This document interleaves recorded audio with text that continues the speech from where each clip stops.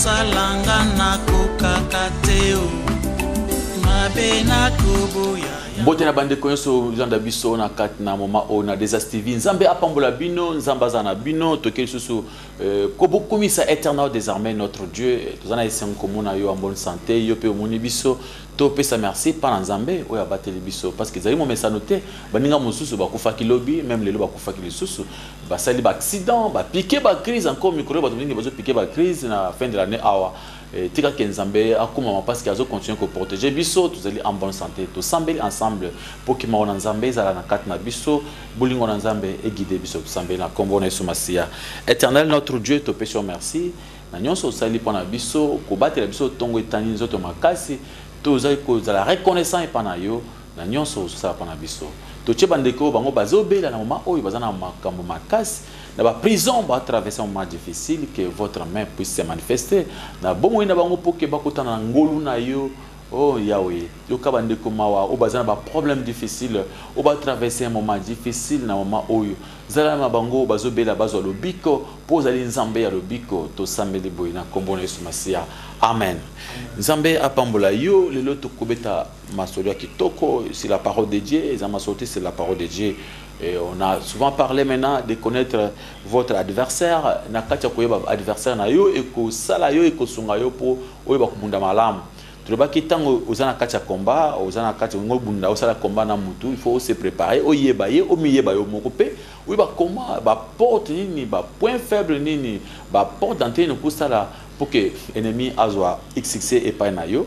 Tobaki notre adversaire Satan le diable azadi adversaire moko ya taille et sengena na biso tous à préparer pour être komona na ye. Le retour la tentation de David c'est dû par Bathsheba. La tentation de David c'est dû par Bathsheba et zali moko na lolingi to comprendre comment l'homme selon le cœur de Dieu David les héros vraiment les héros dans la foi azaki mundi mutu ya makasi ya mitumba akwesa Goliath.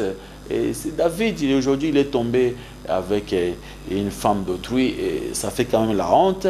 C'est pourquoi tous les que si maya oyo et même là qui est problème, difficulté, succès wazaki nango isilaki, il y avait la honte dans sa famille. Bana babomana ki makamaka c'est côté qui na kachanda konaye, tout le monde qui est ennemi naye azaki désir ou est-ce na kat naye Satan a profité à partir de la faiblesse naye wazaki nango et on te dit que ba ça faut bomiyeba bo se connaître et komiyeba ezali le comme tu makasi ce que moi nzamba zo miyeba té c'est pas bon et c'est tout un enfant de Dieu a ça effort pour amiyeba ayeba eloko yazali et kosunga yo pour que okwa kolonga etumba nyonso ozo combattre.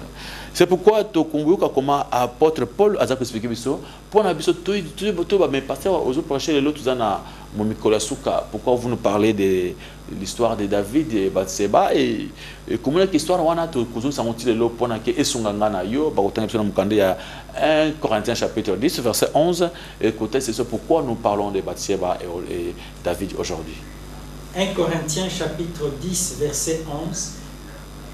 Ces choses leur sont arrivées pour servir d'exemple, et elles ont été écrites pour notre instruction, à nous qui sommes parvenus à la fin des siècles. Balobi, ces choses, biloko et komela kibango, l'ont été arrivées pour nous servir de l'exemple, pour que tout banda kotala exemple na bango. Et biso batokomi na tango oyo et komoma ki pour que tous aux instructions, tout y comprendre maintenant ce qu'est la volonté de Dieu. Alors, ils ont exemple qui tout y kokuzwa, de konanga mobile de kumwasi, ils ont exemple bien au côté à partir de comment David a quoi na likamo munene boye, na les sum munene boye. Alors, cela va te pousser toi aussi à comprendre à marcher dans la volonté de Dieu pour que okoya te lokola David et makambo ekomelaki bato nyonso ya kala na Ancien Testament eza makambo ekomaki ezaki ba image oyo makambo ekomona lelo et c'est pour nous servir d'exemple. C'est pourquoi yo pe komona David yakoya na Batseba il faut servir un exemple comme monene.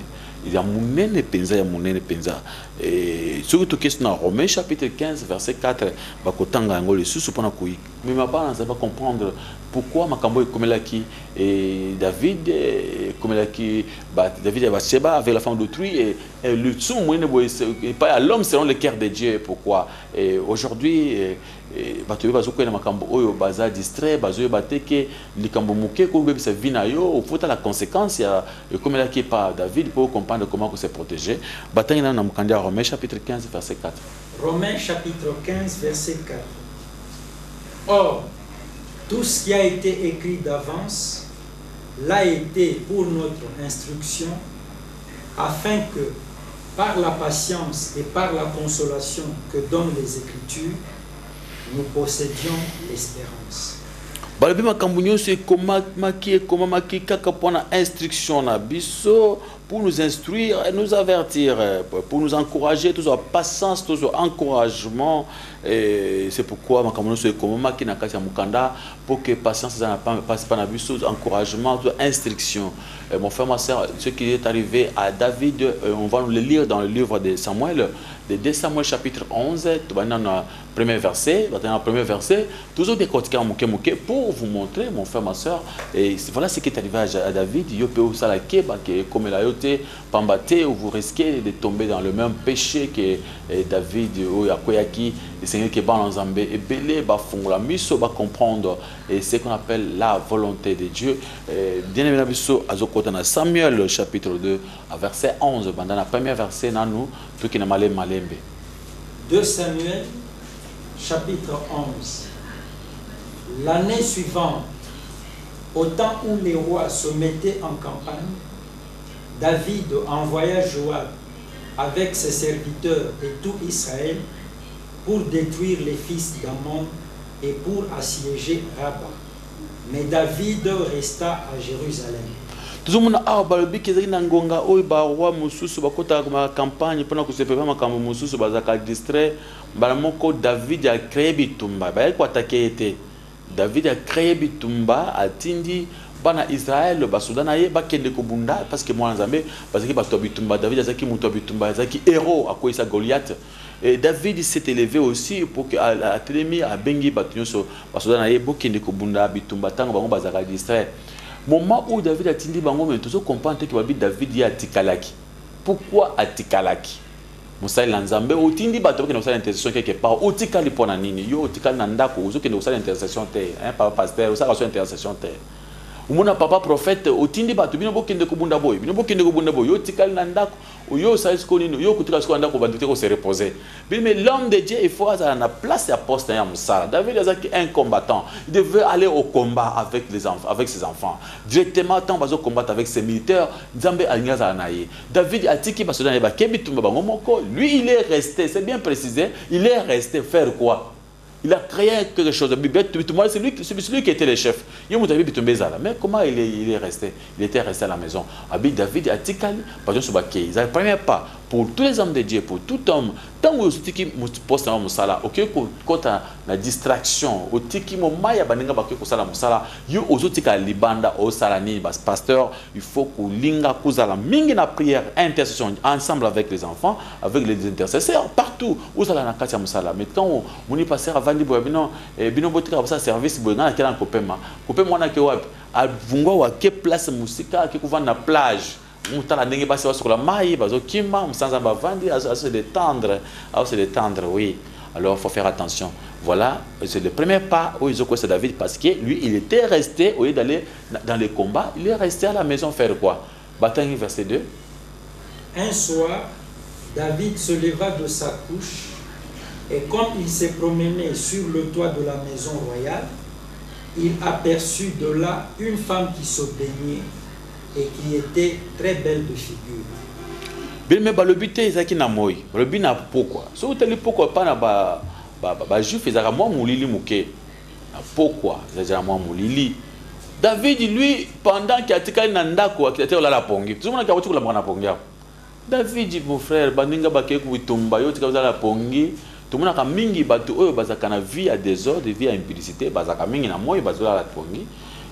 Na poko ande balamuki, makasi anzo toye pour que asokoli mai bien, abande ko tambo soko loka ba petite fille, ko loka ba. C'est qui est arrivé à David. David, ala li pongi na moi mobimba.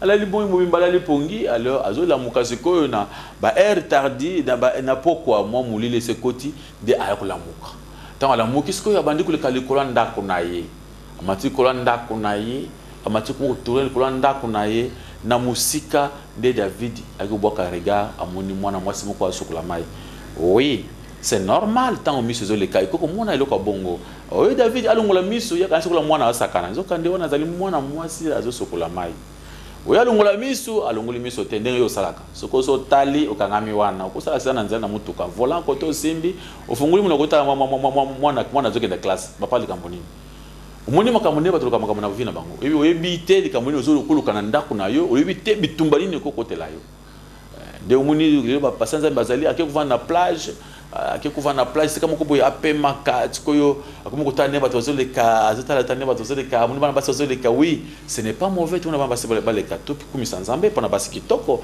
mwasi pe akunzambe pona mibali kitoko ndenge nzambe asali bango mais les pommes de David c'est quoi regarde naye telemaki là où il y avait une femme qui tentait de se baigner. Alors bien aimé les seigneurs tous tirez attention tous ça la keba baninga bakebi tumba yo tika na ndako yo okomi distrait na distraction au tiki poste na yo moment baninga bakena musala c'était pas bon. En tout cas verset 3 verset 3 David fit demander qui était cette femme et on lui dit n'est-ce pas Bathsheba fille d'Eliam femme d'Uri le Hétien. La fille David maintenant fit demander qui est cette femme. David au bon ici moi si mon quelque part faut pas le combien nini papa David abandi ko tuna question qui est cette femme. Ndenge bando ko bana mbongo. Ozaka na ba question a bongo. Tongo tema ke yoza na mbongo ebele o rulaka na ba jipa minene. Nzaka so moi c'est azanani ngoyi ba identité na pourquoi papa au bon ici moi je me demandais David avait plusieurs femmes. Pourquoi il voulait savoir cette femme là qui est cette femme. Agaye ba pourquoi. C'est-à-dire il avait d'autres intentions. À Talimiso, premier regard, à zonti deuxième, troisième, quatrième, à Kangamina c'est un coin. Balamoko a tombé dans le son lobby que ouais à la moitié c'est qu'à miso boui. À Kanisier déjà, ma béponaye à ça commettre une piscine à quatre à Mouassouana. Directement David n'a qu'à kotala et l'équipe. Baninga bakebi tumba yo okomi obalala kana butu yo na butu nde yo la muki. Frère yo zaka baninga balali siko yo la moki baninga ba na moyi bakelo sala misala misala na poko ba se reposer yo siko yo zali David ya na moyi mobimbati to komi na poko ya la moki bandi ko tambo likolo ndako kotala siko yo ayeba ki bien ko kotala est-ce que maman so nga sana azaki pa na yeso ayeki pa David il était chez elle a sur le ndako na bango ye ke kotala na badusha kuna ko komota na badusha kuna mto eketala kasi wana maman so nani omo ko yeba. Oui, bien que la femme était exposée, mais elle était chez elle. Azaki nandako David, Azaki nandako. Lui ne savait pas que Mukunzawa na douche. Il était la femme d'autrui. Nakati pas naïe. Mais David a toute question. Qui est cette femme? Obungisi mwasi, obungisi ne remina mwasi na famille. Qu'est-ce qui se passe? Yo unika mwasi so boy. Ah, mwasi kitoko asaka wapi? Comment nani? Ulingo yeba wa yeba ngosko yeba na ndenge ya mabe. Alors tango David alinga yeba qui est cette femme? Alinga yeba vanda ka wapi? Tout ça.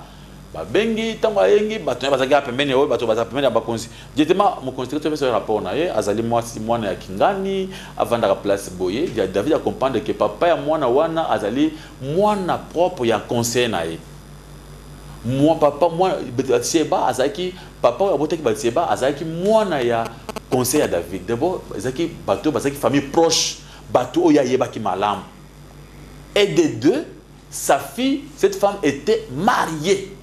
Bayebi c'est que c'est Bathsheba, la femme d'Henri, c'est qu'il a l'héritien.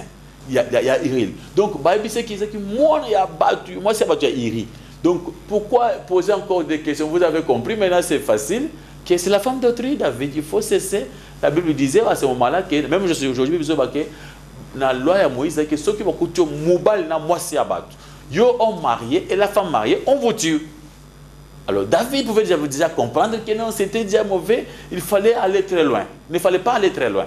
Mais David, en train de résister à la volonté de Dieu, il s'en fout de Dieu, c'est comme si Dieu n'existait pas. Il se croyait que c'était lui-même qui avait fait tomber Goliath, il n'a pas cassé naïe, abandonné côté la force naïe, après il a lion, après il dit que non, on a fait la macasse, même Makoya et l'autre ils arrêté.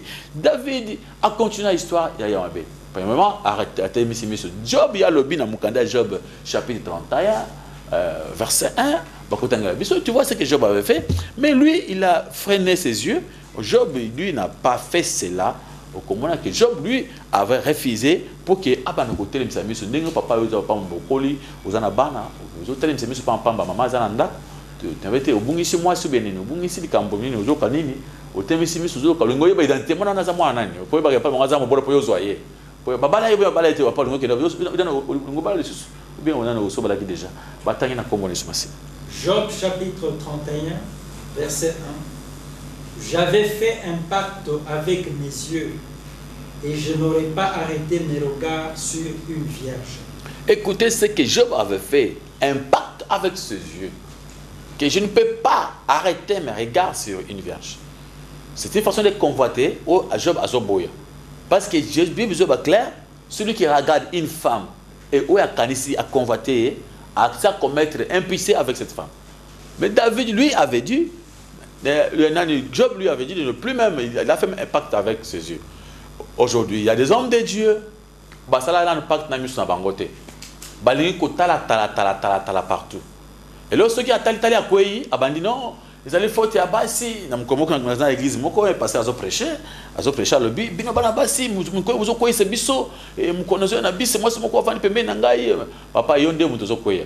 Batu nyonso bazi basi na bazo koya na bangote. Yonde zo koya. Hein, yonde aux faibles. Donc le problème ce n'est pas la femme. Le problème c'est nous. Yesu azo shalba le contraire. Attends tu sais parce que ba payi muso bazo basi basi pa ngo bilamba tina se makolo na kena mboka moko na tambola bokuta na mwasi kanse kola eloko ezo leka ba kangi bilamba bandali ko umuna misu ka ndezo mona ba musuku na misu ata misu ko mona te. Ka le me bato ba sa bo hani bazo kanza kena so muto muni mwasi elongi na ye nda o meso ko kina bango na cc basaka kindum. Basaka kindum. Donc le problème ce n'est pas de regarder la femme, bien la beauté de la femme pour qu'on puisse la cacher. Dieu a créé moi ça moi ce qui toko pour pas te mon ango. Et tant on au taka mis sur mon fleur, aux aranines. Dieu soit loué aux ba fleurs qui toko. Tant l'homme est créé à l'image de Dieu, l'homme reflète la gloire de Dieu. Et quand je vois les humains, banazo mon gloire ya nzambe. Na moni moi ce qui toko. Na lui Seigneur soit loué, auquel moi ce qui toko. Je me limite par là, cela me rapproche de mon Dieu. Cela ne peut pas me m'amener dans le péché. Et ceux qui toi tu es déjà marié, tu te dis, moi je me suis déjà marié avec ma femme, cette femme est encore trop belle, Dieu soit loué. Alors c'est la femme de mon frère. Si elle n'est pas encore mariée, son mari viendra. Mais pourquoi il y a pas ça?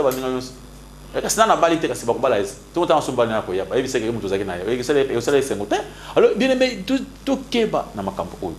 C'est pourquoi tu as vu makambo oyo et sur pour toyeba et toujours un exemple pour na biso ba tolelo, to comprendre. Comprendre. Nous, ici, on veut dire la vérité. On veut que tu vas comprendre la vérité. Makambo y pour tout sagesse, intelligence, bisopé. David, pourquoi tu avais fait cela? Pourquoi que tel s'est mis sur moi c'est abattu? Yo, tu qui passe nanda ko, tu peux que la mona pongi pas David. Comme là na moyo, la mona butu pourquoi? Hein papa, yo la mona la kana moyo, butu nde obimi. Ils signe ma béo là na moyo butu obimi. Parce que butu na ko tambola ba vie, ko tambola libanda, ko ba ko mona na victoire kuna, ko te basi ba tel mawana olika kuna. Côté nous va quoi alors c'est ça le problème au Rwanda ko beta moi tour ko tambola na poko donc c'est sympa bon biso ba nzambe faut tambola moyi tambola na kati ya molidité. Alors David a comment poser la question wana azali nani on dirait David a bongisa ki moto toujours se poser la question on dirait ba moi na famille na bango bien moi c'est moko bonga ki tozo baté mais alinga ya basa kwa ba ABC oui à sa femme mariée alors il fallait s'arrêter par là. David a télémité alingi albi bon me melanga yé pour quelle intention? Oh, pour quelle intention? Parce que nous me moi sabat. Même d'abord les serviteurs qui étaient avec David, bah yeba qui David bazem boye bakal. Bah qui David makambo kito wasalaki. Bah David était l'homme selon le cœur de Dieu. Ils peuvent se poser la question, il va causer quoi avec la femme d'autrui en privé? Peut-être David non, on peut donner raison, peut-être il voulait le prêcher. Peut-être qu'il voulait quand même lui donner le conseil, femme d'autrui, il ne faut pas se laver comme ça, tout ça, je ne crois pas. Là je ne sais pas. Mais jusqu'à il n'y a pas de péché, peut-être là. Le Bible, mais la moi, c'est dès que toi, l'homme de Dieu, tu fais souvent des choses comme ça. Pas pasteur, est-ce qu'on peut causer dans madame, moi c'est pourquoi pasteur Charles, est-ce qu'on peut se voir? Madame, on peut se voir, oui, passer à l'église. Non, pasteur, je n'aurai pas le temps de passer dans votre église. Ah, madame, non, est-ce qu'on ne peut pas se voir quelque part même dans mes lignes tout ça là? Oh, madame, zéro. Nous, il n'y a qu'une église. Moi, un pasteur, je dois quitter ma maison, je quitte mon église, je viens là-bas, là où tu es, c'est un secret. Tu madame, ça fait dire quoi? Après, on a dit qu'on prêche l'évangile, madame, il faut beaucoup aimer ton mari, tout ça, na bar, na terrasse. Non, si tu veux, tu passes à l'église, là, on va bien causer, il n'y aura pas de problème. Tu vois, les hommes de Dieu, il faut fuir les tentations. L'homme, comme c'est que David a beau bien l'angaya, au pas une vision pour la maman oyo, d'automabe, il y a mari spirituel ou bien esprit des morts. Oh, madame, il faut tout traiter, il faut comme ça, tout qu'il y ait le service, encore prière. Vous avez vu comment là c'est fort déjà. Vous allez causer quoi? Vous deux. C'est ce qui a fait tomber David. Au lieu de fuir l'impudicité, il voulait résister à l'impudicité. Je ne sais pas si vous voulez donner le conseil à cette femme-là. Et quand on a amené la femme, qu'est-ce qui s'est passé? Il est tombé avec la femme. Mon frère, ma soeur, nous devons faire attention. Et c'est ce que moi, quand je suis amitala, apporte par le but, que Oyo Azo Kanisa a telemi atala soki a kweite.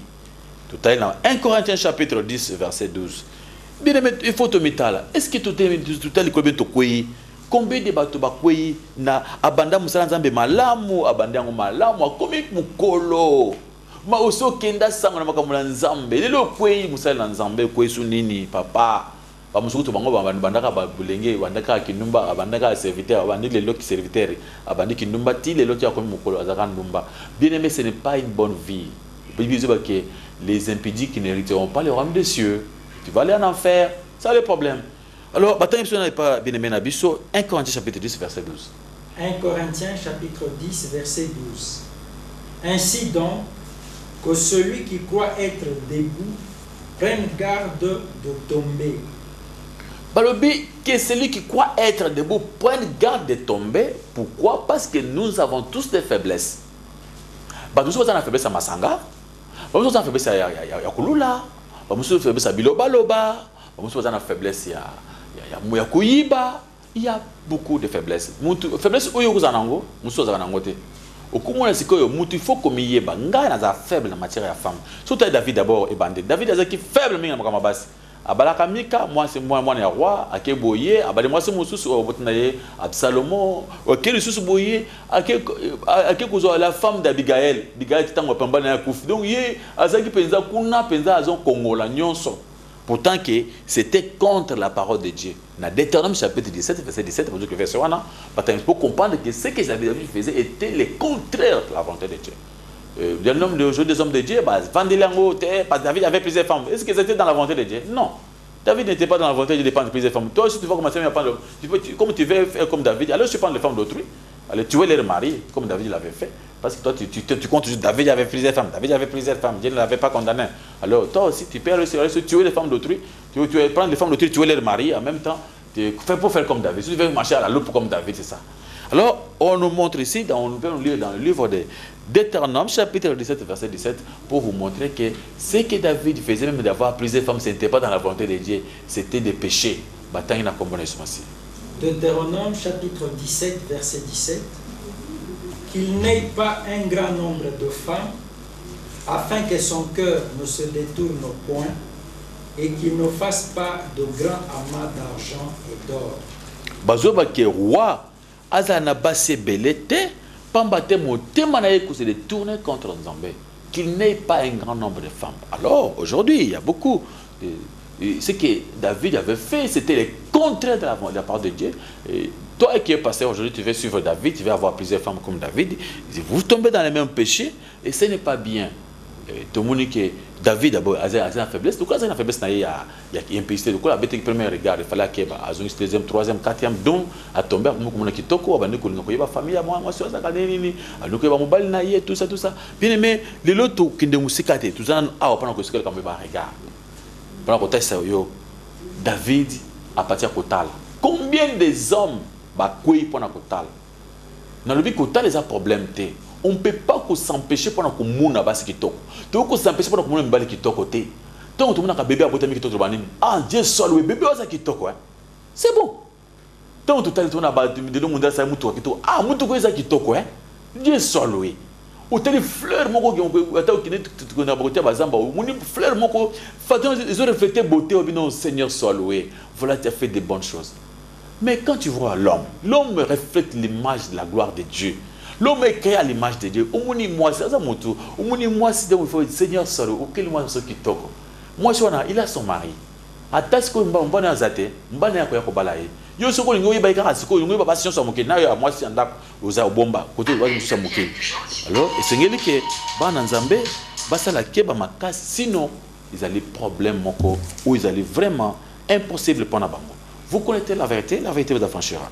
Bien mais tu continues à bino pour na côté se ba na Nzambe ke ezali mabe makasi pour na biso vraiment ezali mabe makasi pour na ba na Nzambe ku za na vie ya kolula lula kotala tala ezali mabe makasi to ke pour na côté se ba na Nzambe ke toujours quand je sheba na 1 Samuel chapitre 2 Samuel chapitre 9 au qu'est-ce qu'on a verset 14 verset 4 on va voir ce qui est arrivé.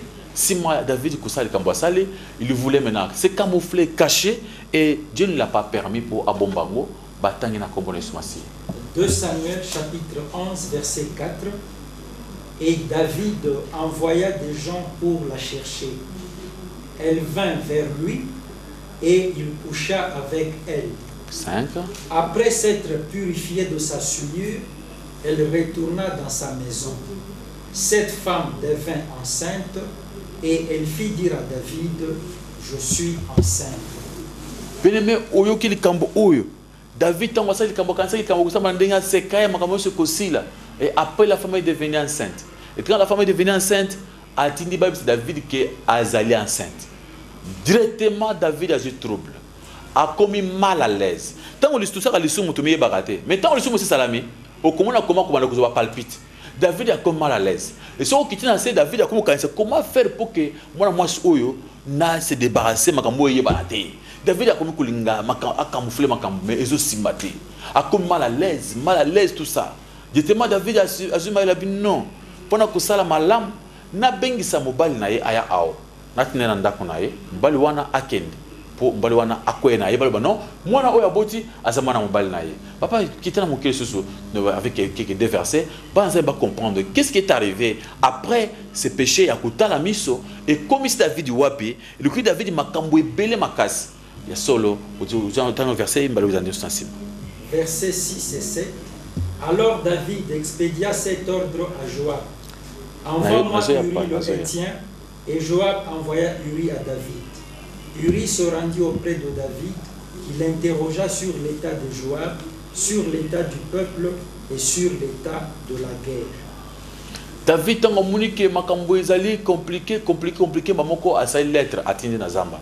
Obengai wabenga Ari Iri ayao. Tango be Iri ati Joab azaki chef d'état-major. Selon ba commentaire mususu c'est comme si Iri azalaki l'adjoint. Ba commentaire mususu.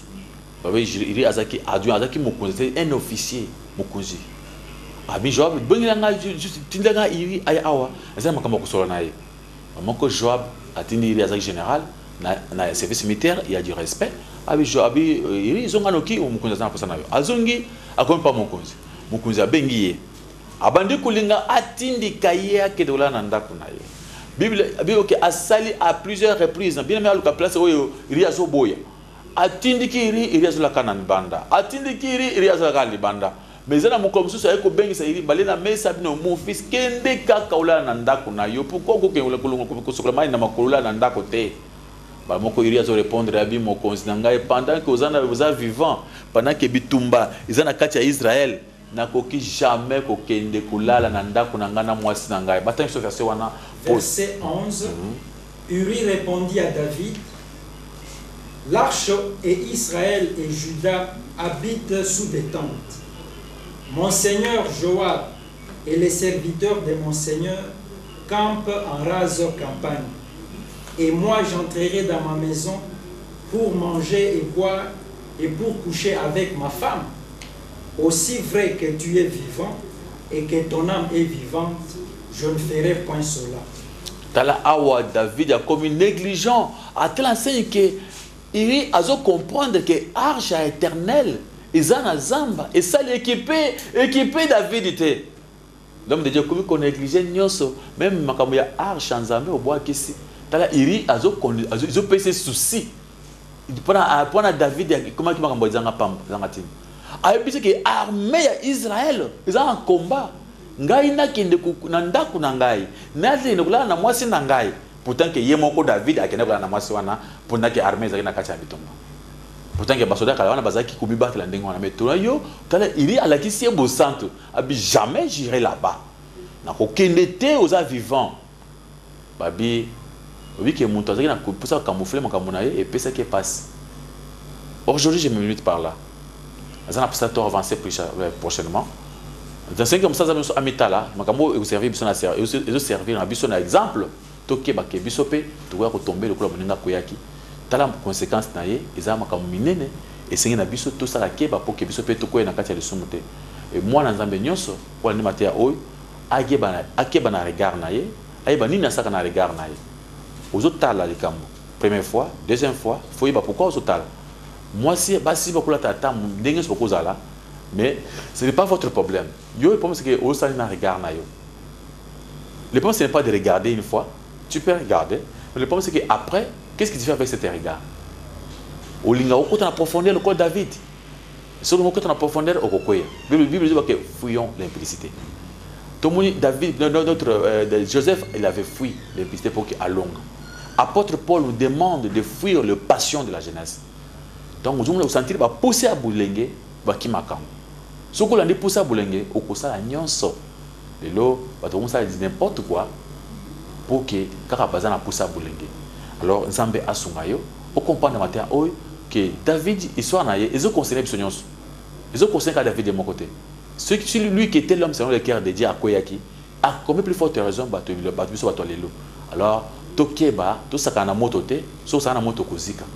Alors oui ba ki tokola prochainement vendredi ba conséquence ni ne comme que David si mosal kam o okomona ke azo ba conséquence ya makasi ou peut que détruire vinaye et David a quand même na souci makasi vinaye nyoso et beba ki mingi à cause ya makamwana asalaki.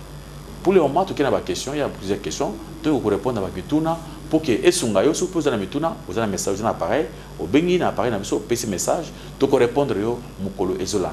Nzambe Apambulayo. Pasteur Richard, tu peux merci pour la matière au Tiko Pesabiso. Les gens ont réagir tout de suite pour nous que c'est bien pour la tentation de David, mais pour naïe, alors que faute, ils n'allaient pas à moi si. Bathsheba est coupable parce que abandaki kosokola libanda lokola azalaki exposé yango nde ememaki David na kati ya tentation wana alingi ayoba pe point de vue na yo. Vraiment Nzambe apambola bien aimé Bathsheba tolobite aza coupable te mais Bathsheba il était chez elle azaki panaye pana bango azosokola mai na ndako na bango côté na bango na lupango na bango ayaki pas la vérité. C'est David qui a cherché à regarder là où c'était Bathsheba. Je ne croyais pas que Bathsheba savait qu'il y aura quelqu'un pour atteindre ma banakotalaï. Tango asukura maïnaïe, azena poussa, azena n'était pas bateau batalaï. Mais le problème c'est David qui est le capot à moi. Tant David peut monter, il fallait le regarder, il a continué à regarder. Au comment même Dieu quand Dieu est venu, Dieu le vrai juge, il a puni vraiment David. Même quand le prophète était venu, a payé sa punition en casse na David. Babi David il devait payer sa punition, ba na ba bomana, ba zo pe pas na mususu et tout ça, ba besoin ça David. Mais quelque part Bathsheba à part l'enfant ou ya perdaki, Nzambe a tellement jamais pour condamner Bathsheba. Mais Bathsheba au contraire, il était béni pourquoi? Parce que son fils Salomon, il était devenu le roi d'Israël. C'est-à-dire un remède, un cadeau pour le Kambouana et Outaï Koleka. Et jusque là, que David a botaka Salomon avec Bathsheba, la femme des riz. Alors c'est-à-dire que Nzambe a pambolaki au contraire Bathsheba n'a pas sur David Azaki na bango. Alors toko couper ça peut bassi tort, mais il y a d'autres femmes aussi, toko tikate, il y a des mamans, il faut une façon de vous comporter, mba na ya kufa. Ou là takabakola moko bizarre maman, autant voilà on a dit so ko mama salibal. Ndengu la taka ba yo akate ko za marié. Ya ko tomber miso mokunzi mwina moko mokunzi moko ba tali yo que les troubles, alors ça c'est vous créez des problèmes. Vous avez qui mène ndako, côté on a bandako, parce que moi ça dans un kitoko, attends on a salaire dendaka, qu'on est bateau ciment. Alors bateau musu ba considérer que ba bomi mbali na yo ba bien. Alors yo kuma makila mbali ko tomber sérieux. Alors Kenzambe a pambola. Merci beaucoup, pasteur. Ndeko oyo ye a un sens un peu contraire pour nous lakisa que ce qui David a commis na katia tentation wana pourquoi na batchepa, c'est parce que il avait manqué d'être à son poste de devoir. Baninga baké bitumba, yekutumka tinda kibango, mais atikali, c'est pourquoi koyaki. Est-ce que les abongo tous les abongo vraiment que basa lanzambe, il faut pas dans avoir poste na bango. Il y a aujourd'hui des hommes de Dieu qui posent quota distraction, à quel loisir? À quel loisir? Na eu pasteur moko akoya ndenge wana qui poste na ye à quel loisir akende ki na banque au chambre na banque ateli mwasi moko azaki quelque part moi son azaki muto passe tout ça babandeki bakutana kana moi terrasse parce que non na na moi terrasse na moi secret tant ameli secret moi moko bonjour monsieur ba nuko sola moi katia ko sola parce que alinga moi sona ko na moi sianda. Alors, il faut faire attention. Loisir, les gens qui sont dans les bébés, ils sont poussés à loisir, il y a des paiements, il y a des monde. Ils sont dans la vie, ils sont dans la temps de s'occuper de Moussala Nzambe. Tout ça, tant de s'occuper de Moussala Nzambe. Tant que vous Moussala Nzambe, vous avez un côté Moussou, côté Moussou, et comme vous Libakou. On a un maloko, parce que ça est un maloko. Puis là, parce que ce n'est pas donné aux hommes de Dieu. Tu n'as pas le temps de prier à la maison. Il faut avoir le temps de prier. Qui n'attend pas beaucoup sambe. Yo, ok, na maloko kule maboke. Ou tu qu'est-ce que moi c'est na bana. Tu vois ce que tu as fait. Ce que tu moi c'est na bana. Va nous connaître. Ou ce que maboke kule na nani. Tout ça, ils ont un problème. C'est pourquoi l'homme de Dieu, il va quoi? À quel couvent à longue poste na à quel côté Moussou. Ben mon se trouver sans protection. À quoi il n'a qu'à les somme. Là, vraiment, notre frère a tellement raison que vraiment des hommes de Dieu, il faut pas besoin d'avoir poste na bango pour que nous ambalo sont dans ce monde. Merci beaucoup, pasteur. Tous autres continuent à nous tourner. Ils ont un peu sur l'axibiso boye. Constat, ça y est, que homme de Dieu, au basi bakola na makamonzambe. Baonde bazo ko beaucoup plus na katia tentation au ya David plutôt que ba jeune. Est-ce que ça a raison mon ils ont expliqué Ikambouano? Oui, il y a la raison. La raison est que les hommes de Dieu ba comme Mikolo, ba comme Mir bazo s'habituer na makamonzambe bazo comme kola mo mesano. Pourtant que Dieu, il faut écouter sa parole et respecter sa parole, la parole de Dieu. Et bien, je bazo mais que na mesano. Du bosso tanga bali makamwanza bazo banganzambe, nzamba bazo sala longo na ye, abanganzambe nzamba sala longo na ye, mukomusu a commettre erreur, a quoi qui par hasard na lisumu, azongi muntu mala dia ya bondiri pona muntu abiki. A dit à lui le mais na tata bazo sambelate, je viens de commettre un péché, j'ai prié pour lui. Il est guéri, c'est-à-dire, à habitué à la façon à commis la légèreté. Comme si il y a un zamba, musala. Binzamba mangate, musala ne kokite, nzamba na pusaka nangai. Le malamoko a côté na légèreté. De monique ba sanza belele belé minene ba kwina impudicité abandaki malamu soka soka boki moi c'est abali moi c'est c'est ce qui est arrivé même à David à âge mûr. Alors, a commis une impudicité. Alors, les hommes de Dieu, il ne faut pas s'habituer avec Dieu. C'est arrivé à Moïse. Moïse, Azalaki, un homme de Dieu, le préférait. Ils ont frappé au rocher. Comme ça, parle au rocher. Moïse accompagne bien frapper au rocher. Au lieu de parler, lui, il a tiré un message à frapper au rocher, à commettre des erreurs graves. C'est comme ça que les hommes de Dieu, mais c'est pire, il faut faire attention, il y a beaucoup les hommes de Dieu, mal appris depuis leurs enfants, c'est Banda, il y a beaucoup moins de Nzambe, Banda, il y a Kindumba, Banda, Kindumba, on a dit, comment Mukolo, tu sais, Kindumba, on a raté. Il y a Banda, Zay, Lengi, à Nzambe, quand la première année, à Bandi, on a Nzambe, à Bota, déjà, les Banda, combien Mukolo, Tsuka, Azo continue à sa vie, Bango, Wanapé, c'est leur vie, ce sont des gens que moi j'appelle des faux prophètes qui ne sont même pas appelés par Dieu. Ok, Wana, tu comprends, sinon c'est que tu considérer Bango le serviteur de Dieu. Pasteur, tu as continué, Moutuna Oya, tentation de David, Tobalolango, est-ce que les femmes sont aussi concernées par tentation à David? Est-ce que moi, si pas que se retrouver dans la situation que il est à Louli Mobali, à quoi il est dans la tentation? vraiment ceux qui tout à l'heure balula kaba maman baza bato liboso balula kamakas mais baza des fois courage ya ko bisa mibali mais batia ba piège moi ça kolula mobali soka luli mobali ya monique mobali ye moi ils mobali zate aba ça ba piège moko bien asala ba atike lamba moko piège pour que mobali a moi abo katami sukuna tout ça tentation basi baza ngoma makasi surtout les femmes mariées abali mobali na ye mobali za na salaire na ye moi muke. Donc, comme on a baninga, on va aller dans la mituka, tout ça, abandi que préféré. C'est pourquoi ils disent que contentez-vous de ce que vous êtes, de ce que vous avez aussi. Bien aimé, vous préférez, alors les voisins, ceux qui m'ont balangai, ceux qui sont dans mobali voisin, oyo, belenga zakimia. Moi ça, azo ka social, moi ça azo mobali qui toko boya, à saboter, à nzambe, ceux qui tanga azo mobali aboy. C'est-à-dire cette femme-là, à ça commettre des péchés na moi siwana, na mobali abatu. Parce que yé azo le baké, mobali na aza ceux qui azaki ya yé, alingaka to se makas. Si on dit moi siwana ya to se mobali na été. C'est-à-dire cette femme aza impidique du voisin na nzambe. Alors on dit sengeli batu ba keba. Bah ça, surtout, il faut faire attention. Il y a des femmes qui viennent à l'église qui sont en train de convoiter les hommes de Dieu. Azulu la Moussel Nanzambe, Aluli Moussel Nanzambe, Mimi Banana Cadeau, mais c'est bien comme celui que moi, parce qu'il y a quelques temps, il y a une dame qui était venue dans une des églises, à Koutana Moussel Nanzambe, dans Moussel Nanzambe, prêcher cadeau, vers sa chair, cadeau, vers sa chair, cadeau, $1000. Après, mon collègue Moussou, à quoi ça Moussa Nzambe, il y a l'homme de Dieu, Azobela, Makasi, Kanandako, Azobela. Moussa Nzambe, Azobela, la façon que Ayatana Moutouté, l'homme de Dieu, Pazaki, qui est là, a continué Moutou directement, brou, à Kepa Monamotion. Alukia Tadia, Crété, posé. Ayeba, qui a kuna bazoka $1000, $500. Si on a un diable, on toka bola. La préférée. Oui. A préféré. Kasi, pour bazo, il faut que vous ayez le comment on a katina yo.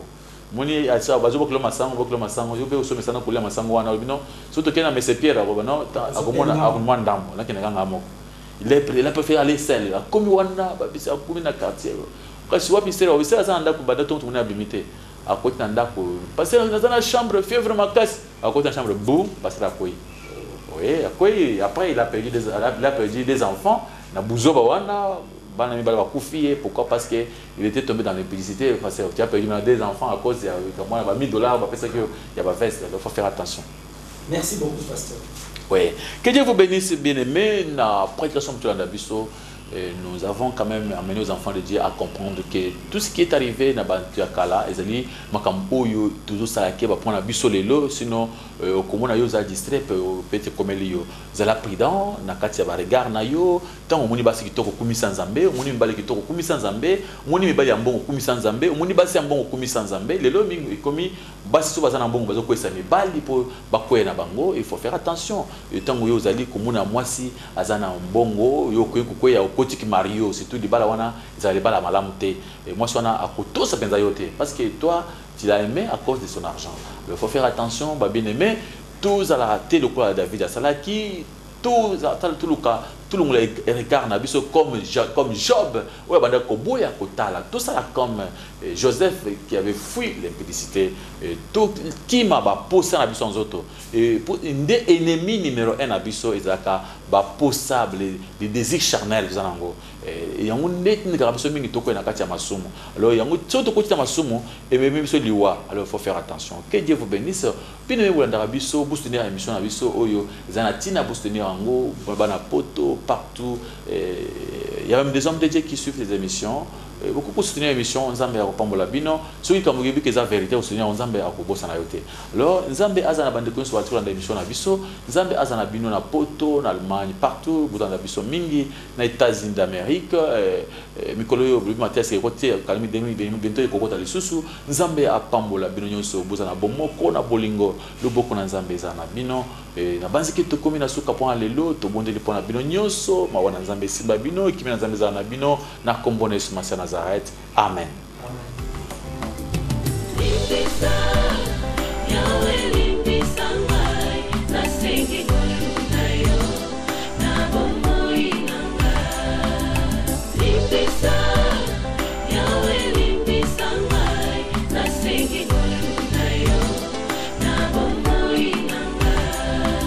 Malamu nalingi na salanga na kukakateo Mabe na kubuya yangu